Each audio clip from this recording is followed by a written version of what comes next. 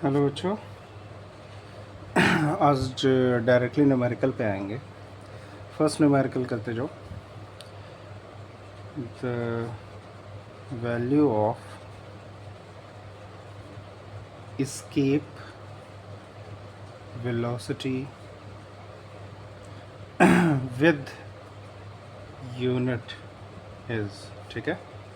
First option 11.2 kilometre per hour, second option 11.2 kilometre पर minute, 11.2 kilometre पर second, and fourth 11.2 metre per second. इसका answer क्या होगा? ये बहुत ही कंफ्यूजिंग रहता है जब भी एस्केप वेलोसिटी पूछे। ये ग्रेविटेशनल चैप्टर का है, ठीक है। एस्केप वेलोसिटी क्या होता है? Minimum velocity with which an object can be thrown into an space, outer space. Okay, इसका जो आंसर है 11.2 किलोमीटर पर सेकेंड होगा। क्या होगा? 11.2 किलोमीटर पर सेकेंड। कन्फ्यूजन क्या होगा? 11.2 kilometre per hour. First option रहेगा, दिमाग इसी पे जाएगा, याद रहे, दिमाग इसी पे जाएगा कि 11.2 किलोमीटर पर आवर मान लेते हैं, लेकिन ध्यान रहे इसका होता है 11.2 किलोमीटर पर सेकेंड। सेकेंड क्वेश्चन पे आते हैं। हम लोग पढ़ते हैं according to Coulomb's law. Coulomb's law में एक फार्मूला होता है F = 1/4πε0 Q1 Q2 upon R²। ठीक है, तो 1/4πε0 की वैल्यू क्या होती है? ये होती है 9 × 10⁹ ε0 क्या होता है? Permittivity of free space. Permittivity of free space, इसकी मैग्नीट्यूड कितनी होती है? वैल्यू, इसकी वैल्यू होती है 8.85 × 10⁻12। और यदि कभी यूनिट लिखना हो किसकी? परमिटिविटी ऑफ फ्री स्पेस की। परमिटिविटी ऑफ फ्री स्पेस की, तो आप लिख सकते हो 8.85 × 10⁻12। इसकी यूनिट लिखो, ε0 को इधर ले जाओ और सब इधर रख दो। कूलम्ब स्क्वायर, Q1 Q2 से कूलम्ब स्क्वायर ऊपर आ जाएगा, फोर्स नीचे आएगा, तो ये होगा न्यूटन। R² का हो जाएगा metre square. Coulomb square, force नीचे आया तो न्यूटन, और R² का मीटर, तो R² है तो ये हो जाएगा मीटर स्क्वायर। कभी कभी परमिटिविटी ऑफ फ्री स्पेस का डायमेंशन भी पूछता है। डायमेंशन निकालना होगा तो चार्ज, इसके पहले वाले लेक्चर में बताया था कि चार्ज का यूनिट होता है कूलम। बचपन में पढ़े हैं Q = I × T। Q = I × T। तो चार्ज का जो डायमेंशन होता है वो AT होता है। क्या होता है? A × T। तो कूलम्ब स्क्वायर है तो ऊपर जो डायमेंशन होगा वो होगा A² T²। ओके, न्यूटन मतलब फोर्स। फोर्स का पहले ही लेक्चर में डायमेंशन पढ़ा हुआ है, वो होता है mL3 - 2। मीटर स्क्वायर का L²। अब लिख लो इसे, इसको ऊपर ले जाओ तो -1, L³ हो जाएगा, ऊपर कुछ नहीं है तो L - 3। A² as it is लिखो। T² है, T - 2 ऊपर चला जाएगा तो T⁴ that is the dimension of permittivity of free space। ठीक है, नेक्स्ट आते हैं। ये डायमेंशन पूछा हुआ है, ये dimension permittivity of free space का नीट में आया हुआ है। दूसरा 8.85 × 10⁻12 जो ये वैल्यू है ε0 की, that is permittivity of free space का, ये भी पूछा हुआ है। नेक्स्ट,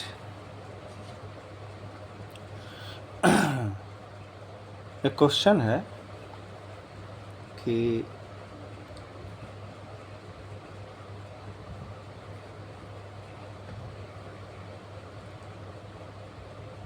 हाँ, वेलोसिटी दिया हुआ है t प्लस टी स्क्वायर, ठीक है, t प्लस टी स्क्वायर। बोल रहा है calculate the magnitude of acceleration, calculate the magnitude of acceleration at time t is equal to 1 second, at time t is equal to 1 second। अब इसको कैसे करोगे? Acceleration पड़ा है, ये होता है dv upon dt, dv upon dt, तो d by D T t plus d by D T T square. ये डिफ्रेंशिएशन में, ये बेसिक है डिफ्रेंशिएशन का, दोनों को अलग अलग डिफ्रेंशिएट करेंगे, t को और टी स्क्वायर को। तो t को डिफ्रेंशिएट करेंगे तो क्या आ जाएगा? t को डिफ्रेंशिएट करेंगे तो क्या आ जाएगा? t के पावर 1 होगा, -1 कर दो और 1 से मल्टीप्लाई कर दो, प्लस t के पावर जो है उसको आगे लिखा जाता है और उसमें से एक माइनस कर दिया जाता है। तो ये आया t के पावर 0 प्लस 2t, 2 माइनस 1 1। किसी भी क्वांटिटी के पावर 0 होगा तो वो 1 हो जाता है, प्लस 2 इंटू टी, 1 सेकेंड पर निकालना है तो 1, तो ये आ जाएगा 3 metre per second square. Acceleration, ठीक है। नेक्स्ट क्वेश्चन पे आते हैं,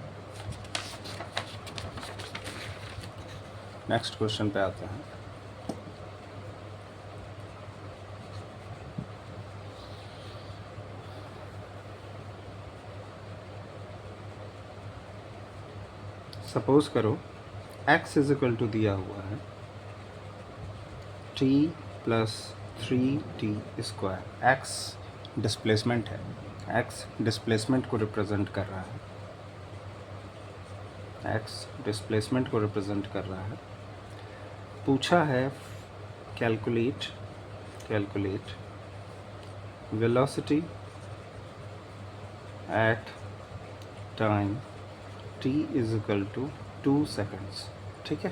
calculate velocity at time t is equal to 2 seconds. चलो सॉल्व करते हैं। हमें पता है वेलोसिटी इज इक्वल टू होता है dx upon dt। Again differentiate करेंगे दोनों को अलग अलग, तो ये आ जाएगा 3t स्क्वायर। t का डिफ्रेंशिएशन अभी पहले देखा था, ये t के पावर 0 आ जाएगा, प्लस 3 है, इसके पावर 2 है, तो वो आगे आके 1 में से माइनस हो जाएगा। t के पावर 0 1, 3 2 जा 6 और ये t, तो ये आ जाएगा 1 plus 6 into 2 that is 12 plus 1 13 meter per second, that is 13 meter per second.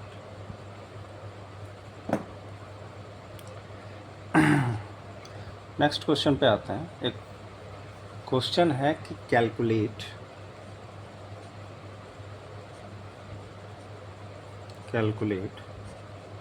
The force acting on a charge of 0.2 microcoulomb placed in an electric field of 100 Newton per coulomb, 100 Newton per coulomb। क्या लगता है कौन सा formula use करेंगे? ये वाला, E is equal to F by Q. Force निकालना है, कैलकुलेट द फोर्स, तो ये हो जाएगा F is equal to Q into E. Charge की वैल्यू क्या है? 0.2 माइक्रोकुलाम। माइक्रो जब भी लिखा होता है इसको 10⁻⁻⁶ से लिख लो, और 100 न्यूटन पर कुलाम क्या है? इलेक्ट्रिक फील्ड की वैल्यू। तो ये आ जाएगा 2 इंटू 10⁻, डेसिमल आगे चला जाएगा 1 10 से, तो 2 1 10 बचा, 10⁻⁵ न्यूटन। 2 इंटू 10⁻⁵ न्यूटन का फोर्स लगेगा, 2 इंटू 10⁻⁵ का न्यूटन का फोर्स लगेगा। Okay, next question.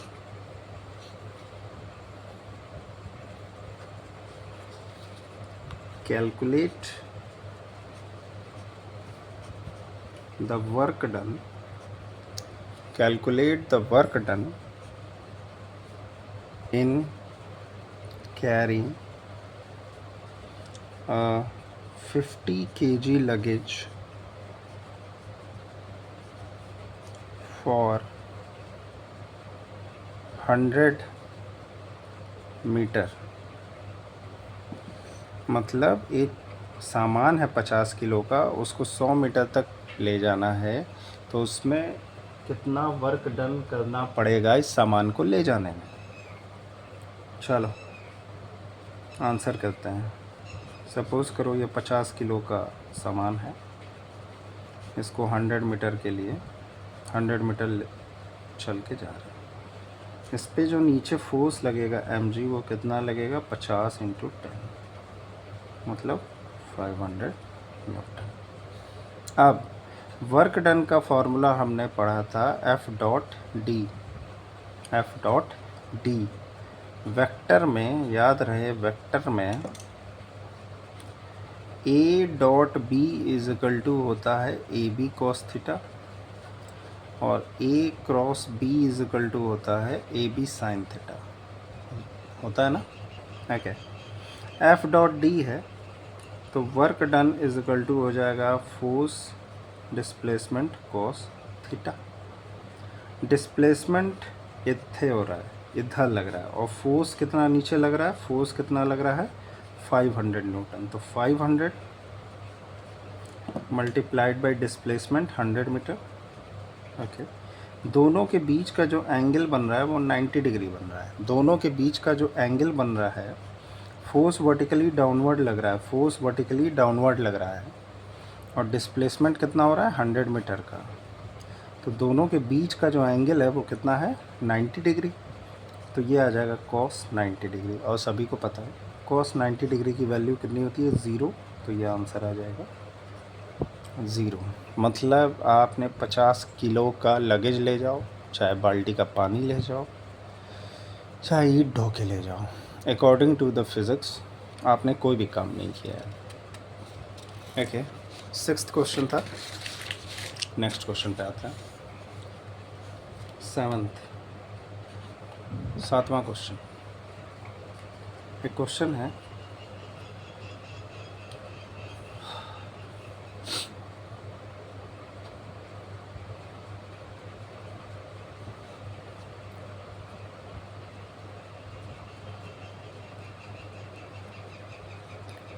calculate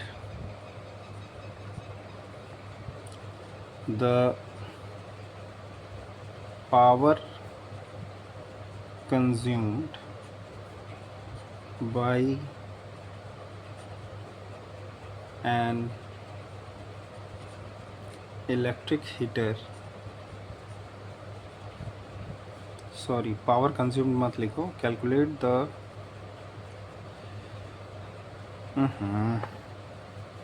okay, इसको मैं कराऊंगा, रुक जाओ।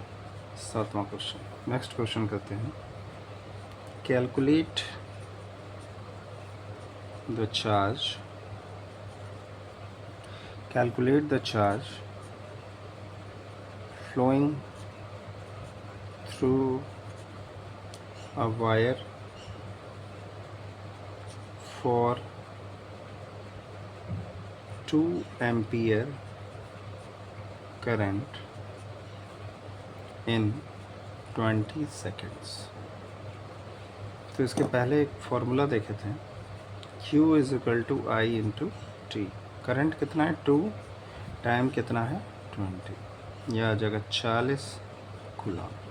कितना आएगा 40 कूलम। Next question.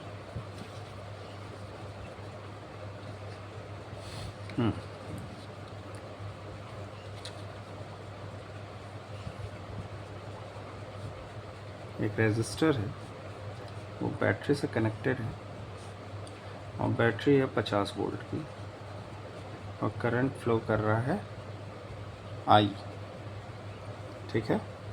और जो रेजिस्टेंस है वो है 25 ओम का। कैलकुलेट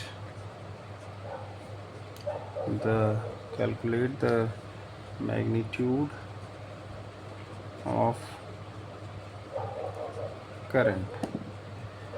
तो according to Ohm's law V is equal to I R. तो पोटेंशियल कितना है? 50 वोल्ट है। और करंट कितना है निकालना है करंट, और रेजिस्टेंस कितना है 25। तो करंट की वैल्यू आएगी 2 एम्पियर। ठीक है, करंट की वैल्यू कितनी आ रही है? 2 एम्पियर। नेक्स्ट क्वेश्चन पे आते हैं, 9th क्वेश्चन।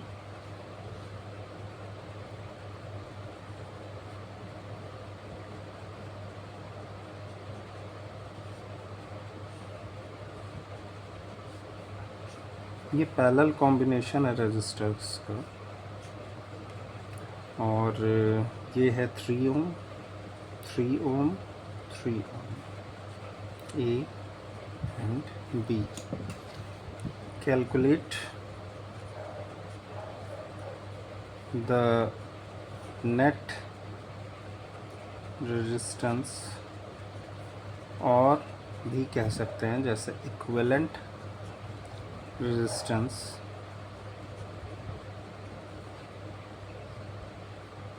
चलो इन द गिवन क्वेश्चन निकालते हैं रेजिस्टेंस। पैरेलल कॉम्बिनेशन रेजिस्टर का याद रहे, सीरीज़ कॉम्बिनेशन में जो रेजिस्टेंस निकालते हैं इक्विवेलेंट, वो आता है R1 plus R2 plus R3। While parallel combination में 1/R इक्विवेलेंट आता है 1/R1 plus 1/R2 plus 1/R3। ठीक है, तो पैरेलल कॉम्बिनेशन है तीनों का, तो निकालो 1/R equivalent is equal to 1/3 plus 1/3 plus 1/3, 3 LCM 1 plus 1 plus 1, 3/3 that is 1। R equivalent आ जाएगा 1 ohm. That is your answer. ठीक है, जो भी डाउट है पूछ सकते हैं। ओके, अब नेक्स्ट क्वेश्चन पे चलते हैं। सिंपल क्वेश्चंस करा रहा है, जो रिपीटेड हैं, जो बार बार आए हुए हैं और जो आ सकते हैं, वही करा रहा हूँ। चलो नेक्स्ट क्वेश्चन पे चलते हैं।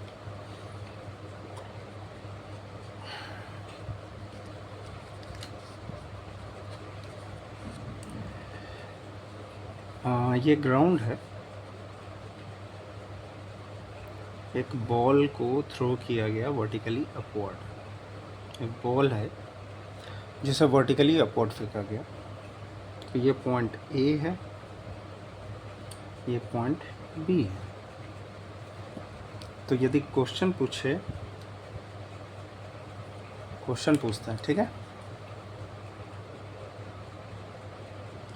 The maximum kinetic energy will be at which point in the given numerical। इसका आंसर देना हो तो एक पॉइंट ए है, एक पॉइंट बी है। Maximum kinetic energy, point A को डिस्कस करते हैं पहले। पॉइंट ए जो है ये हाईएस्ट पॉइंट है, और जो भी हाईएस्ट पॉइंट होता है वहाँ पे वेलोसिटी जाके ज़ीरो हो जाती है। क्या हो जाती है? ज़ीरो। पॉइंट बी की बात करते हैं। जो पॉइंट बी है वहाँ पे जस्ट थ्रो किया गया है, तो यहाँ पे भी वेलोसिटी वी तो होगा लेकिन मैक्सिमम नहीं होगा। मैक्सिमम यहाँ पे आएगा, लगभग मिड पॉइंट पे या जस्ट यहाँ पे। Okay,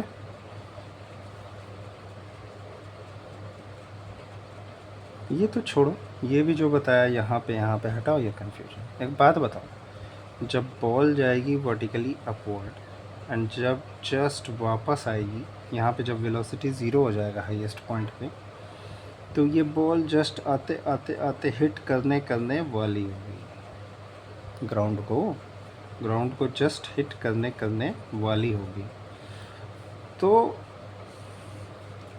just before hitting the ground,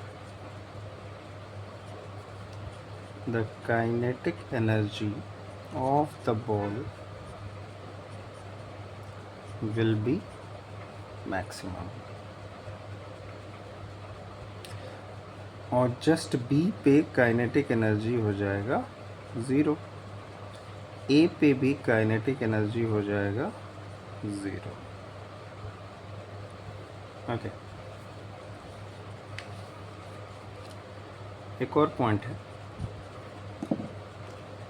जो ए पॉइंट है पोटेंशियल एनर्जी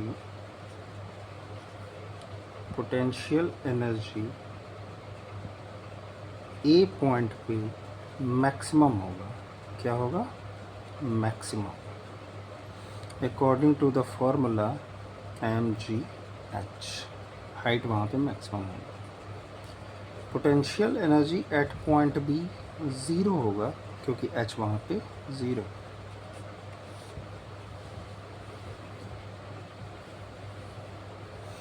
यदि कोई डाउट होगा तो बताना, फिर से क्वेश्चन डिस्कस करेंगे, या कोई डाउट होगा इसमें जो पॉइंट नहीं समझ पाए। नेक्स्ट क्वेश्चन पे आते हैं।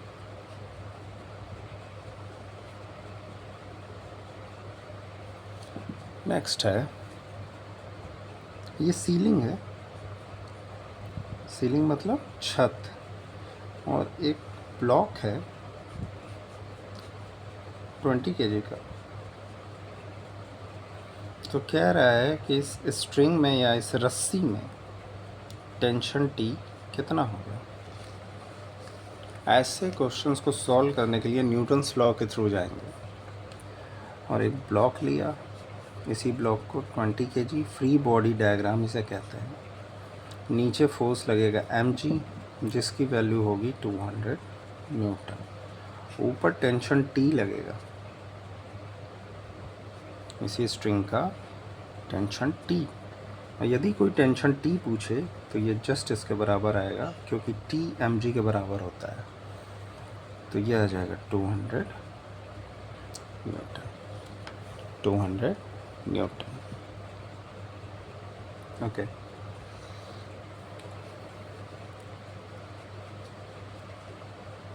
न्यूटन्स थर्ड लॉ क्या होता है? न्यूटन्स थर्ड लॉ,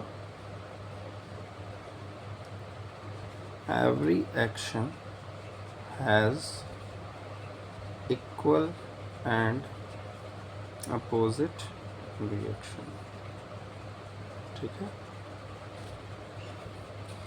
यदि किसी ऑब्जेक्ट पे हम 100 न्यूटन का फोर्स लगाते हैं तो वही ऑब्जेक्ट हमारे ऊपर भी 100 न्यूटन का फोर्स लगाता है। That is Newton's third law. कोई दीवार है, दीवार पे यदि 10 न्यूटन का फोर्स लगाएंगे तो दीवार भी हमारे ऊपर 10 न्यूटन का फोर्स लगाते हैं। That's it। 10वां, 11वां, That's it। कोई डाउट हो तो कमेंट सेक्शन में ज़रूर बताना। नेक्स्ट लेक्चर जल्दी लेके आते हैं। Bye bye.